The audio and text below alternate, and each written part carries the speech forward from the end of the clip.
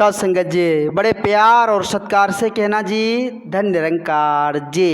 साथ संगत जी बाबा जी ने बड़े सुंदर भाव से लिखे हैं। कहते हैं कि दुनिया का धन झूठा साधो साथ न जाने वाला है, राम रतन धन दो जहां में। कहते हैं साथ संगत जी कि भाई ये दुनिया का जो धन है जो देख रहे हैं ये टिकने वाला नहीं है, एक ना एक दिन ख़त्म हो जाएगी। यहाँ तक कि शरीर भी एक ना एक दिन हमारा साथ छोड़ देगा। तो भाई क्यों इस झूठे धन के पीछे हम अपने समय को व्यर्थ कर रहे हैं।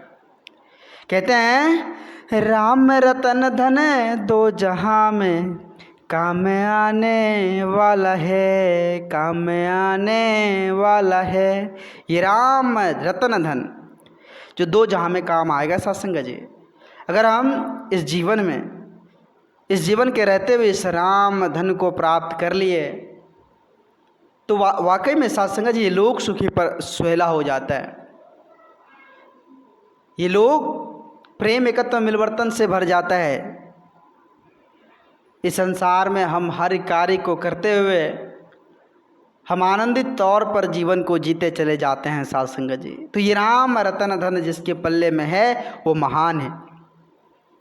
लेकिन आज अफसोस की बात है साथ संगत जी, आज इंसान इस दिन हार को ही भूलते चले जा रहे हैं। जिसने हमें हर कुछ से नवाजा है हम उसी पर साथ संगत जी क्वेश्चन उठा रहे। बाकी बात है संत कबीरदास जी महाराज जी से एक व्यक्ति पूछते हैं कि महाराज आप दिन रात भगवान का भजन कीर्तन करते हैं, आप दिन रात देखते हैं उसी को याद करते रहते हैं और एक ही बात को आप बार बार बोलते रहते हैं, क्या लाभ मिलता है आपको? एक बार सुन लिए हो गया, बार बार एक ही बात को बोलना एक ही बात सुनना, इससे क्या लाभ होता है मालिक आपको? सत्संग जी कबीरदास जी महाराज कुछ उसे जवाब में बोलते नहीं थे, करते क्या थे, एक लोहे का कील रखे हुए थे सत्संग जी, और जब भी वो बोलते थे तो एक चोट उस कील पर मार देते थे, ज़मीन में थोड़ी उगर जाती थी। एक दिन हुआ, दूसरे दिन भी आए वो इंसान और ऐसे ही महात्मा जी से पूछने लगे कि महात्मा जी बताइए आपने जवाब नहीं दिया कि आप बार बार एक ही बात को सुनते हैं, बार बार एक ही बात को जो है उसी का जिक्र करते हैं, उससे क्या लाभ होता है आपको? तो फिर कबीरदास जी महाराज जी उसे कोई जवाब नहीं देते, बस एक हथौड़े से उस कील पर चोट मार देते। फिर सत्संग जी ज़मीन में वो कील कुछ दब जाती, गर जाती। 2 दिन हुआ, 3 दिन हुआ, 4 दिन हुआ।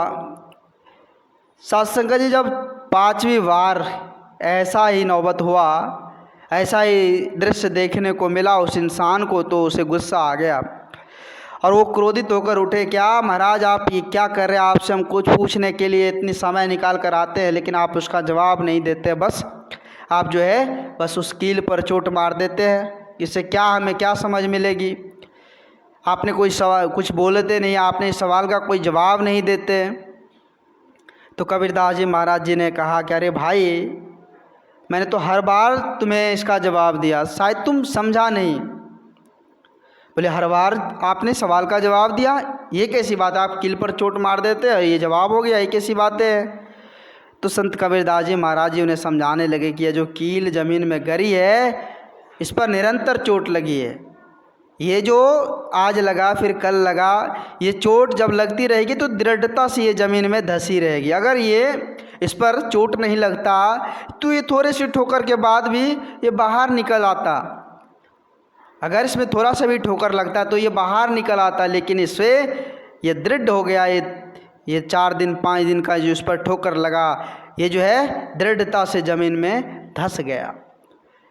तो कहने का भाव है हम सत्संग जी 2 घंटे के लिए संगत में जाते हैं लेकिन 24 घंटे का वक्त होता है, 22 घंटे तो हमारे पास है।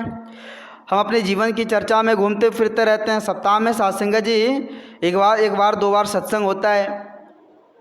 हम सत्संग में जाकर बैठते नहीं, सत्संग में जाने से ही दृढ़ता का सत्संग जी दृढ़ भाव होगा। सत्संग जरूरी क्यों है? संत महापुरुष कहते हैं कि दृढ़ता का भाव लाने के लिए सत्संग जाना जरूरी, नहीं तो ये ज्ञान ये हवा की तरह उड़ जाएगा भाई,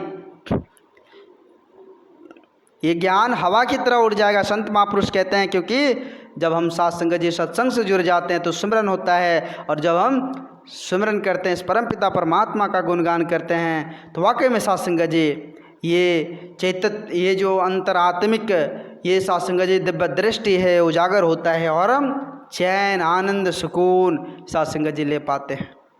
तो कहने का भाव है सत्संग जी कि सत्संग बहुत ही ज़्यादा जरूरी है। सत्संग से मन हर्षित रहता है, सत्संग से इस रमे राम का दीदार हो सकता है, संत महात्माओं के संग से ही रमे राम का दीदार हो सकता है। जब तक संग नहीं होगा तब तक बात बनने वाली नहीं है सत्संग जी। ये दुनियावी धन दौलत खर्चा होगा, घट जाएगा, दिन ब दिन घटेगा, लेकिन राम रतन धन अगर आपके पल्ले में है, राम रतन धन आपने सच्चे सदगुरु की कृपा से प्राप्त की है, तो घटने वाला नहीं हो। जितना बांटेंगे तितना बढ़ता चला जाएगा, बढ़ता चला जाएगा सत्संग जी। तो सत्संग जी दास अधिक शब्दों का सहारा नहीं लेगा, दास माफ़ी चाहेगा। दास को माफ़ करना, अपने श्री चरणों से जोड़े रखना।